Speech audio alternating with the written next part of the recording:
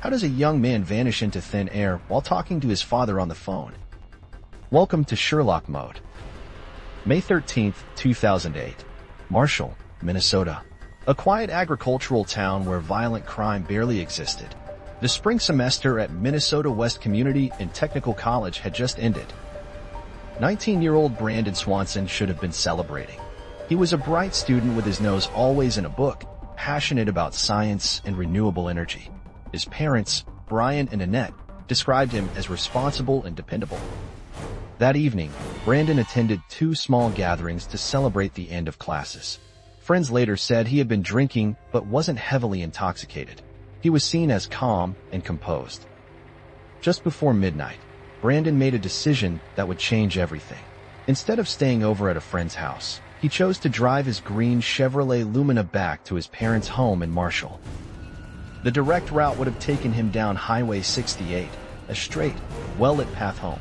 But Brandon didn't take the highway. He chose the back roads. At 1:15 a.m. on May 14th, something went wrong. Brandon's car veered off the narrow gravel road and became high-centered in a ditch. The vehicle was stuck, but Brandon was uninjured. Brandon tried calling his friends first, but no one answered. At 1:54 a.m., he made the call that would haunt his family forever. He dialed his parents. "Dad, I'm stuck in a ditch." Brandon's voice was calm over the phone. "I'm not hurt, but I need you to come get me. I'm between Marshall and Lind." Brian and Annette Swanson immediately got into their pickup truck and drove toward where they thought their son was waiting. They stayed on the phone with Brandon, their voices cutting through the darkness. "Flash your lights, Dad," Brandon instructed. "I'll flash mine too. We should be able to see each other." But when Brian and Annette reached the area near Lind, they saw nothing but empty darkness. "I can't see you," Brian said into the phone. "Are you sure you're near Lind?" Brandon was certain. He could see lights in the distance that he believed were from the town. Frustration began to build on both sides. The spotty cell connection made communication difficult. At one point, Annette even hung up in frustration, though she immediately called back to apologize. At 2:30 a.m., Brandon made a fateful decision. "I'm going to start walking toward the lights," he told his father. "I'll head to Lind and meet you at the nightclub parking lot." Brian dropped Annette at home and drove back out to search for his son. Father and son remained connected by that thin thread of cellular signal, voices carrying across the vast Minnesota countryside. For the next 47 minutes, Brandon narrated his journey through the darkness. He described crossing gravel roads, climbing over fences, and hearing the sound of flowing water in the distance. "I'm cutting through fields to save time," Brandon explained. His voice remained calm and rational throughout the long walk. There was no panic, no fear, just determination to reach his destination. Then at 3:10 a.m., something changed. Brandon's calm demeanor cracked. "Oh shit," he suddenly exclaimed. The line went silent. Not dead, silent. Brian could hear the connection was still active, but his son's voice was gone. "Brandon? Brandon!" he called out desperately. Brian and Annette tried calling back immediately. The phone rang, but Brandon never answered. Whatever had happened in that moment, their son was gone. The parents spent the remainder of the night searching rural roads, calling Brandon's friends, driving anywhere they could think of. As dawn broke, they knew something terrible had happened.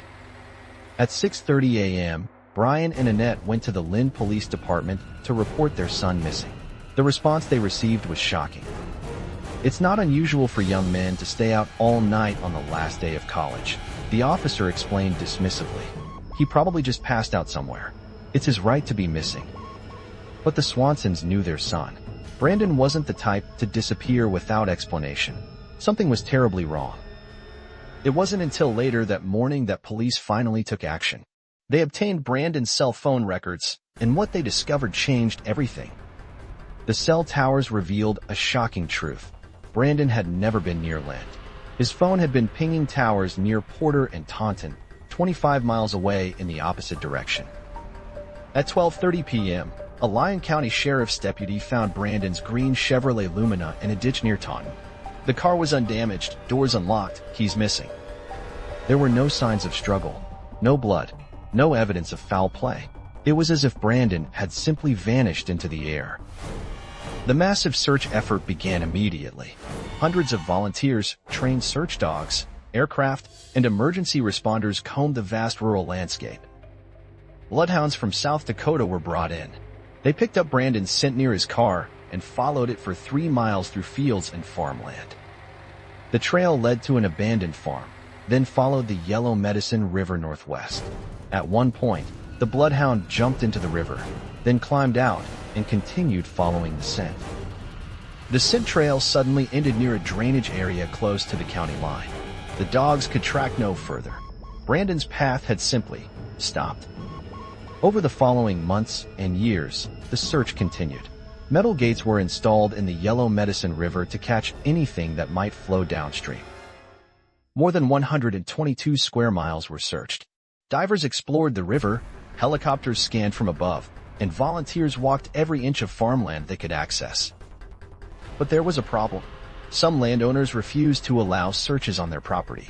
Search dogs had indicated the presence of human scent on farm equipment, but permission was denied. Years passed. The investigation continued, but hope began to fade. Brandon's parents channeled their grief into action, fighting for legal changes to help other families. In 2009, Brandon's law was signed by Minnesota Governor Tim Polleny. It required police to immediately investigate missing person reports, regardless of the person's age. But the law came too late for Brandon. His case remained unsolved, his location unknown. What had happened during those crucial moments when he cried out in the darkness? Let us analyze what we know. Brandon was completely disoriented about his location. How does a local student, familiar with the area, become so confused? Consider this.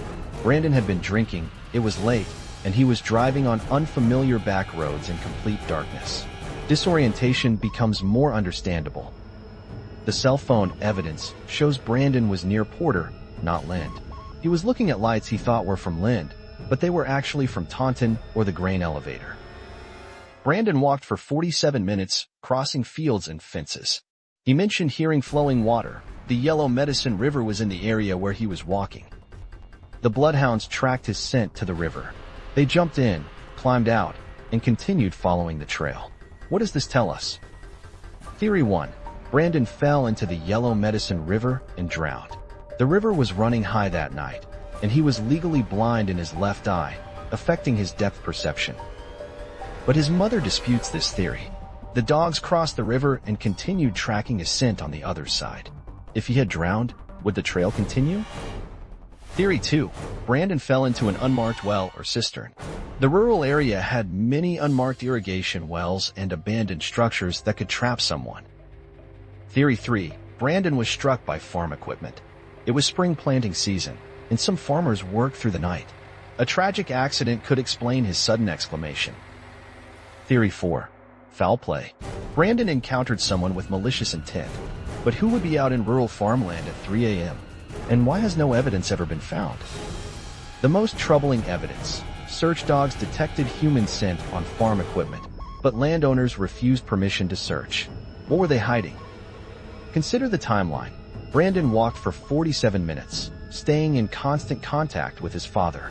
Then, in one moment, everything changed. His final words, "Oh shit." Not a scream of terror, but an exclamation of surprise. Had he stepped into something? Encountered someone? Realized his mistake? The phone didn't immediately disconnect. His parents could hear the line was still active, but Brandon never spoke again.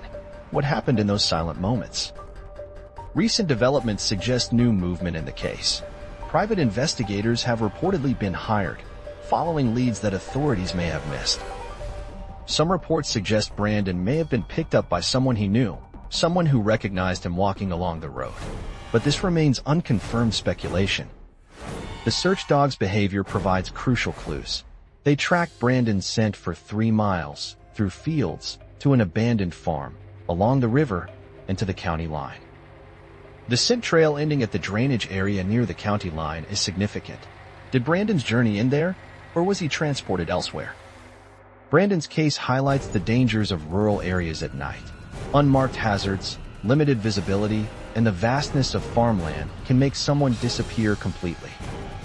The psychological aspect cannot be ignored. Brandon remained calm and rational throughout most of the 47-minute call. His sudden exclamation suggests something unexpected happened. Weather conditions that night were clear but cold. The temperature could have affected Brandon's decision-making and physical capabilities during his long walk. The fact that Brandon's glasses were left in his car adds another layer of danger. Being legally blind in one eye and without his glasses would have made navigation extremely difficult.